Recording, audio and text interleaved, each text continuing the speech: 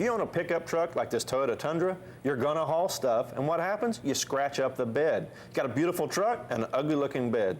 Well, I'm with Jack Anderson of ArmorThane, and he's gonna put the beauty back in our bed. Okay, before we start grinding and prepping our bed, we're gonna go ahead and remove the last of the hardware in here. All right, get all the hooks out of it. We're gonna take the tie downs out. Now what about these bed bolts that hold the bed on? Are we gonna remove those as well? We're not gonna remove them on this particular truck because the owner has chosen to leave them in. The ArmorThane will seal around them and make a good seal on the floor. However, on some of the trucks, the bed bolts need to be pulled for a service issue. So in this case, the owners opted to leave them in. All right, less work. Less work. All right, once we get these tie downs out, what's next step? Tailgate? We'll go to the tailgate. When we get to our tailgate, we're going to check and make sure we don't have any wiring from the tailgate to the bed for backup cameras or backup sensors. Make sure we have all our wires unplugged, and then we'll take and remove our tailgate. All right, we got our tailgate off, and we're ready to tape it off, but we're going to remove this panel, Jack. Now, why are we removing this panel? Well, if we left the panel in place and sprayed the bed with, or the tailgate with ArmorThane, we would seal this panel to the tailgate, and unfortunately mechanical parts have a way of breaking.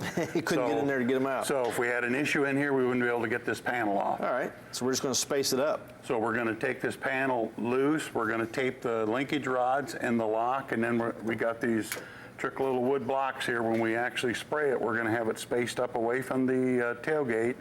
We'll still get our ArmorThane around the inspection cover and the tailgate, but when we're done spraying, we'll take our blocks out. We can put it back down. It's removable. All right. Well, you're ready to tape. I'm ready to tape.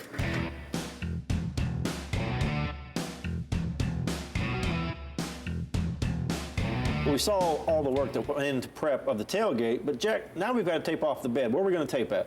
Okay, we're going to start with our wide tape. We're going to wrap it around this edge. We're going to go clear around the bed. We're going to take our narrow tape and we're going to go just behind the crown back here around the tailgate opening. All right. Well, then I'm going to tape off the bolts that will hold the tonneau cover on, put them back in so we don't get any liner inside the bolt holes. Yes. And then we've got to rough up this surface because it's not going to stick if we don't rough it up, correct? Correct. All right, then we'll wipe it out with acetone, and then all that's left, drape the plastic, and we're ready to spray. You betcha. Once Jack has finished masking the bed, he will cover the rest of the truck with plastic to prevent any damage, and he will start spraying. We'll have that when Performance TV returns.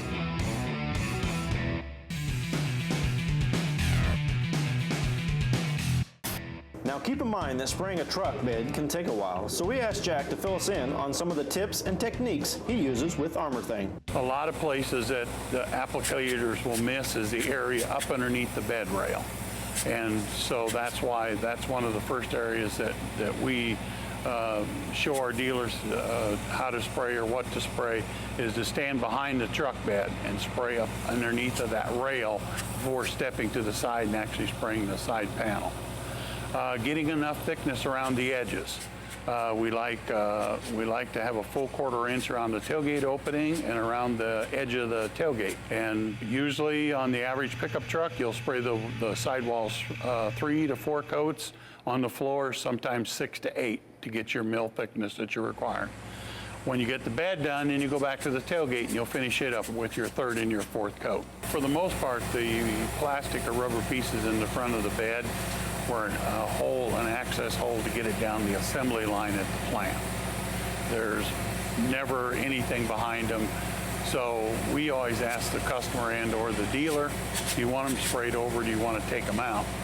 We prefer to spray them over because they're made to slip over a piece of thin sheet metal. So when you put 3/16 coating on the bed, then the plugs never stay in, they never look right. And so it's best if they don't have a preference to spray them over. There's what's called a texture coat.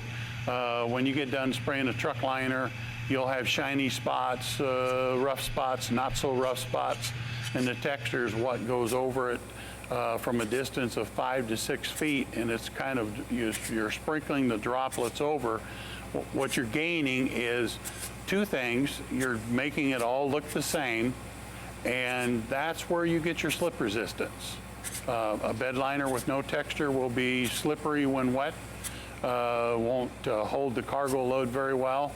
So based on what the truck is going to actually be used for, there's degrees of texture. You can texture it real severe, or you can put a real fine texture on. So, and that, like I said, that's all done from 6 to 8 feet with the gun just moving slowly back and forth over the bed.